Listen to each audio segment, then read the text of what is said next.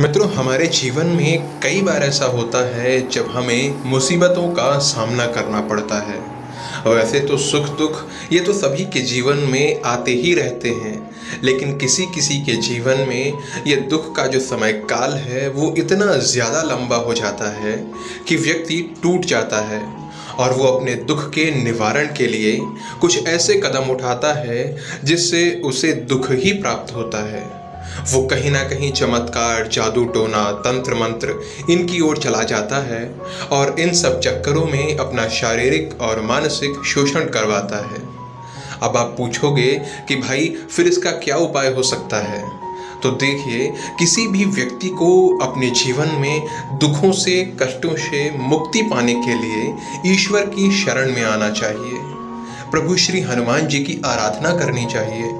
हनुमान जी को संकट मोचन कहा गया है। संकट कटै मिटै सब पीरा, जो सुमिरै हनुमत बलबीरा। तो जिन हनुमान जी ने बड़े बड़े देवताओं तक के संकटों को दूर कर दिया, तो क्या वो हमारे इन छोटे छोटे संकटों को दूर नहीं कर पाएंगे? उनके लिए ये कोई बड़ी बात नहीं है।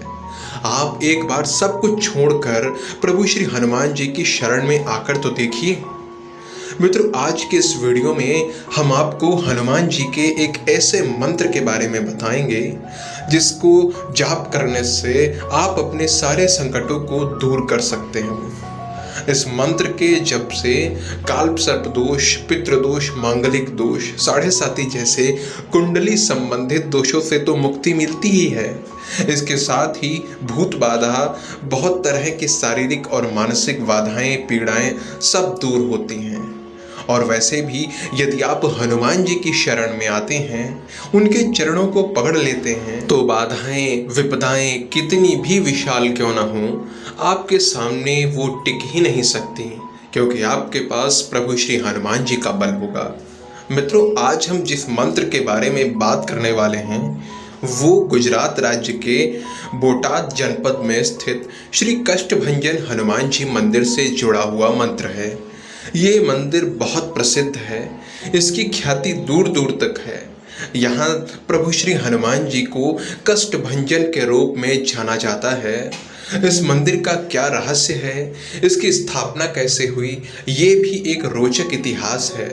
मैं इस पर एक अलग से वीडियो लाऊंगा, आप चैनल से जुड़े रहिए। लेकिन आज के इस वीडियो में हम श्री कष्टभंजन हनुमान जी के मंत्र के बारे में बात करने वाले हैं। ये मंत्र है ओम नमो हनुमते भय भंजनाय सुखम करु फट स्वाहा। मित्रों, ये बहुत ही ज़्यादा शक्तिशाली मंत्र है। इसका जप आपको प्रतिदिन करना चाहिए। यदि आप प्रतिदिन नहीं कर पा रहे हैं तो कोई बात नहीं, लेकिन प्रत्येक मंगलवार और शनिवार को तो आपको इस मंत्र का जाप करना ही चाहिए। इस मंत्र का जप करते हुए आपको स्वच्छता का ध्यान अवश्य रखना चाहिए।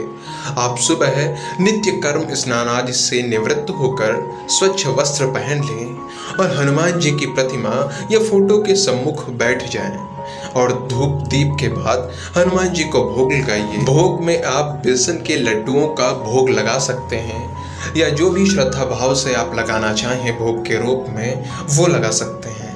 प्रभु तो आपके भाव के भूखे हैं। फिर आप 108 बार इस मंत्र का जाप करें।